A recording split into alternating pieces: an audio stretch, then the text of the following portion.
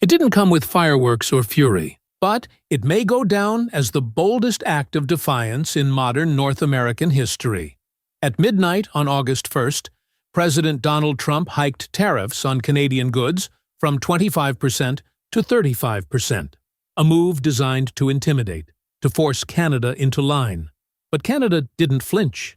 No angry press conferences, no trade war threats, no scramble to appease. Instead, it made a quieter, more powerful move. It walked away, not from trade, but from dependence, from a future dictated by another nation's volatility.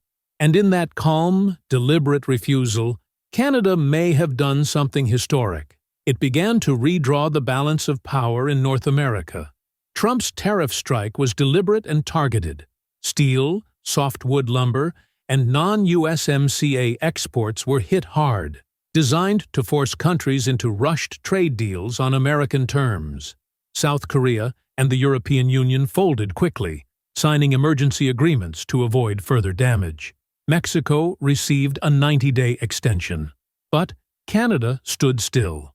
Prime Minister Mark Carney refused to cave, declaring Canada would not settle for a deal made under political pressure.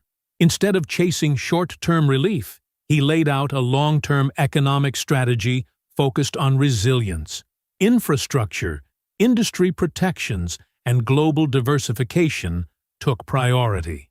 While Trump played the game of escalation, Carney moved quietly, redefining Canada's trade posture not in reaction, but with purpose. Publicly, Canada appeared calm, but behind the scenes, it was quietly reshaping the map. As U.S. tariffs took hold, Finance Minister François-Philippe Champagne and Foreign Minister Anita Anand flew, not to Washington, but to Mexico City. Their destination wasn't symbolic, it was strategic. In talks with Mexican President Claudia Sheinbaum, they began laying the foundation for the Northern Corridor, a $120 billion trade and infrastructure initiative linking Canada and Mexico directly. This emerging alliance sidesteps U.S. unpredictability and strengthens economic ties between the continent's two quieter powers. It's not a retreat, it's a redesign. Not isolation, but insulation, protecting Canada from the turbulence of its southern neighbor while building a new model for North American trade. Carney isn't reacting, he's reshaping. While Trump imposes deadlines and demands, Carney responds with strategy, firm, focused, and forward-looking. He rejected the pressure to sign last-minute deals and instead announced new trade expansions with Brazil, South Korea, and the EU on Canada's terms. At home, his government rolled out targeted protections. For steel, 25% tariffs on Chinese imports. Strict production quotas. A bold rule, Canadian steel for Canadian projects. For workers, a $70 million Canadian dollar retraining program. Fresh incentives to rebuild local supply chains. This wasn't about calming markets for the weak. It was about fortifying Canada for the next decade. Carney's message is clear. Stability, sovereignty, and strength come from preparation, not panic. In Windsor, Ontario, Canada's auto manufacturing core, Mayor Drew Dilkens issued a stark warning.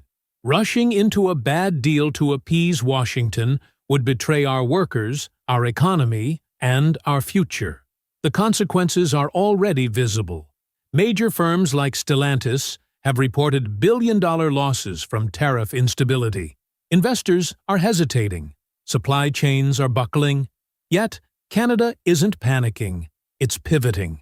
While Trump weaponizes tariffs, Canada is forging new alliances. Bridges with Europe, Asia, and Latin America are rising. Even as U.S. walls go up, this isn't a withdrawal. It's a recalibration. A deliberate shift away from dependency toward a resilient, globally anchored economy. A quiet defiance, grounded not in noise, but in strategy. Trump's 35% tariff affects only a sliver of Canadian exports. Most remain protected under USMCA. But the message it sends? Profound. The U.S.-Canada trade alliance, once a model of reliability, is now fraying. Former U.S. Ambassador David Cohen put it bluntly, "This isn't just a tariff, it's the erosion of trust built over decades. The steady restoration of that trust under Biden is now splintering under Trump's return. What was once a dependable partnership has become a cautionary tale of volatility and political gamesmanship. Canada is no longer content to operate in America's shadow. Instead, it's stepping into its own light, choosing self-reliance over submission and long-term leverage over short-term pressure. While Trump demands loyalty through pressure, Prime Minister Carney is asserting sovereignty through principle. Canada isn't retaliating. It's redefining what strength looks like on the world stage. The message is subtle but powerful. You don't have to play the bully's game to win. Strategically, Canada is moving forward, expanding trade with Japan and Australia, deepening ties with BRICS nations, diversifying its rare earth supply chains to reduce U.S. dependence.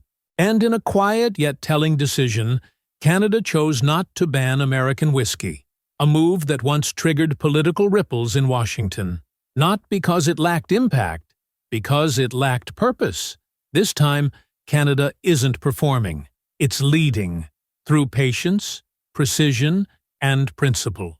Trump's tariffs were meant to project dominance, but the image is cracking, both at home and abroad. His political base, once fiercely loyal, is splintering over his refusal to release the Epstein files. The MAGA movement, built on anti-elitism, now sees Trump shielding the very establishment he once vowed to dismantle. Calling his own supporters foolish for demanding the truth only deepened the fracture. Disillusionment is spreading. Longtime allies are turning away, and it's not just inside U.S. borders. Canada, America's closest partner for generations, is stepping back too. No longer passive, no longer dependent. Like Trump's supporters, Canada isn't rejecting America, it's rejecting what America has become under Trump. This isn't just about one trade agreement, it's about who controls the rulebook for the next era of global commerce. Trump sees strength in pressure, deadlines, threats, and leverage. But Carney's vision is different. He sees power in preparation. While others rushed to sign quick deals, South Korea, the EU, Canada stood firm. No panic, no compromise, just strategy. Carney is building an economy designed to withstand Washington's unpredictability, not bow to it. This moment is more than a trade dispute. It's a philosophical divide between coercion and conviction, between reaction and resilience. And as the dust settles, it's clear. Canada isn't just surviving the storm, it's redefining how nations navigate it. There were no headlines screaming, "Canada breaks away," no viral clips of politicians slamming podiums, just flights to Mexico, steel quotas signed into law, and trade talks happening without the U.S. at the table. It's a silent revolution, one defined not by defiance, but by direction. Donald Trump wanted Canada to submit. Instead, he forced it to evolve. Is this how superpowers lose influence? Not in battles, but in boardrooms? Drop your thoughts in the comments and hit that subscribe button. Because the North American trade game just changed, quietly but forever.